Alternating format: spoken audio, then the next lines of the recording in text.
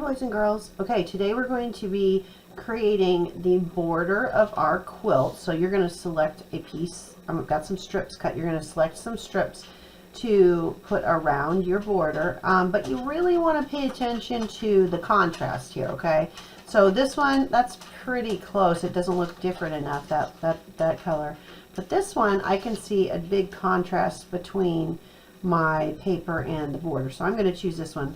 I also noticed this one's like way too close too. I can't even hardly tell there's any contrast there at all.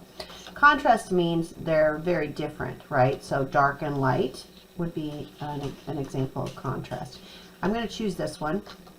Pick whatever stamp you want to punch out. There's a variety. Whatever one you choose, you're going to use that one the whole time. Okay, you're just going to set your strip. There's a little slit right here in the bottom. You're going to slide your strip in and push down, and that way, and you're just going to keep moving it along. So slide it so that you can see the next punch, the one you just did. Once you can see it, then you can punch again. Just keep sliding it through a little bit, and I think I can get one more. Okay, once you have those punched out, you're going to need enough to go all the way around your paper. So this is enough to do this side, but I'm still going to need another one for this side and two more for here.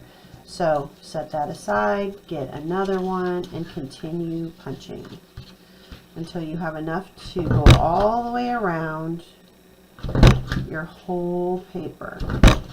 And once you have that done, I want you to just glue these down, and then we're going to actually punch holes in our paper. So let me go ahead and just do this for you. So you're going to glue it down, and instead of putting the glue on this paper, just put the glue around the punches that you punched. So I'm just kind of going around and making a circle around each one like so, and then I'm going to glue that down. Then in order to get ready to do our stitching, which is our next step after this, you're going to glue that down and then take your hole puncher, just a regular hole puncher. And hole punchers have two places. Like if you stick it in the wrong one, you're going to have trouble getting your paper out. Do you see how it has that little open space? I don't know if you can see that. This little open space right here, that's where you want to put your paper through. So I'm going to show you. You want to put your paper right into there. Okay? Don't stick it here. That's between the, you don't want it to be right next to the actual puncher. You want it to be in this little slit right here. Okay, once you have it in there, you're just going to punch inside each of your shapes that you cut out. You want to have one hole there that you can use for stitching. Okay, now I'm not done. I still have to glue this on this side, and I also have to glue another strip here and here and hole punch inside each of those so that I can stitch all the way around my paper.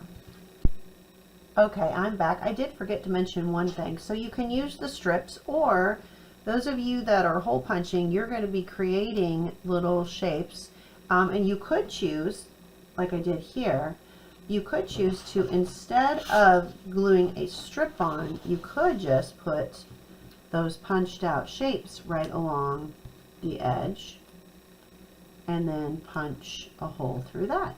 So you could glue these down and make a border out of them. Okay, so that's your choice. Or maybe maybe your friend is punching out the stars and you just want to use what they punched out on yours and they want to use the strips. Either one is fine. Whatever you think looks better. Okay, I think this one looks a little bit more like the border of a quilt. You know how quilts have that separate kind of material around the edge, but it's totally up to you. It is your quilt, and I like you to have a lot of choice and say in how you design it. So you decide. Boys and girls, okay, so we have finished punching out our punches.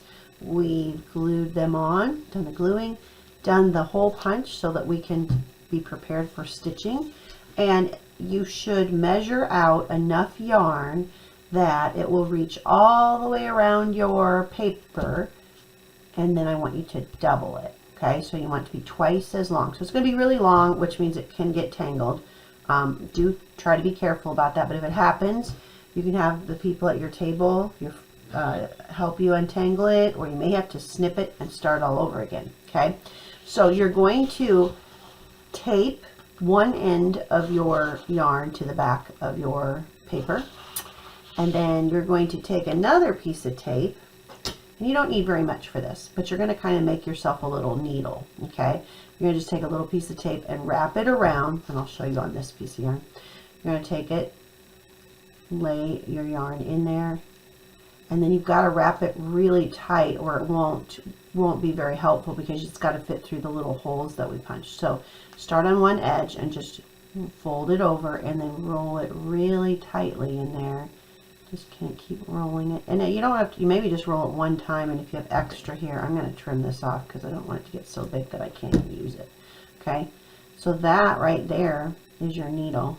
And if you have trouble with this, again, I'm going to ask you to ask someone at your table to help you. Mrs. Walker will be coming around helping people, but there's so many of you that I'm not going to be able to help everybody. So I want you to first ask the 3 people that are at your table and see if they can help you. And then if they can't, you're going to have to sit and wait for me to get there, okay? All right, so we're going to learn 2 stitches. You can use either one or both. This one right here is called the whip stitch, and it's just because it kind of whips around, keeps whipping around the edge of the paper. And the reason it does that is because each time we pull it through, we go around and we stick it. So watch what I'm going to do here. I'm going to make sure my yarn's out of my way. I'm going to go under my paper and come up through the hole. And then see all this yarn? You've got to sit here and pull, pull, pull, pull, pull gently so you don't get it tangled. Just going to keep pulling, kind of straightening it out.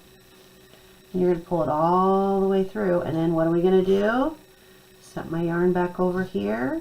And am I going to go down through the top? No, I'm not. I'm going to lift up my paper and come from underneath. And then I'm going to pull, pull, pull. And each time you do this, your yarn will whip around the outside edge, just like so. Okay? And I'm going to do that all the way along this side. And then I'll show you a different stitch here in just a minute. Let me pause this. Okay, I am back, and I'm going to show you the straight stitch. And this one's just really kind of like an up and down one, where you go down one hole. Oops.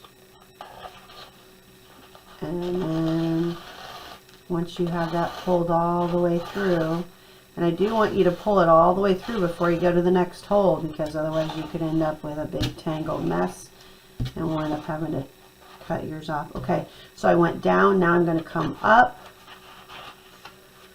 and then the next time I'm going to go down. So you just keep alternating wherever your yarn is. So you see how my yarn is coming out of the hole?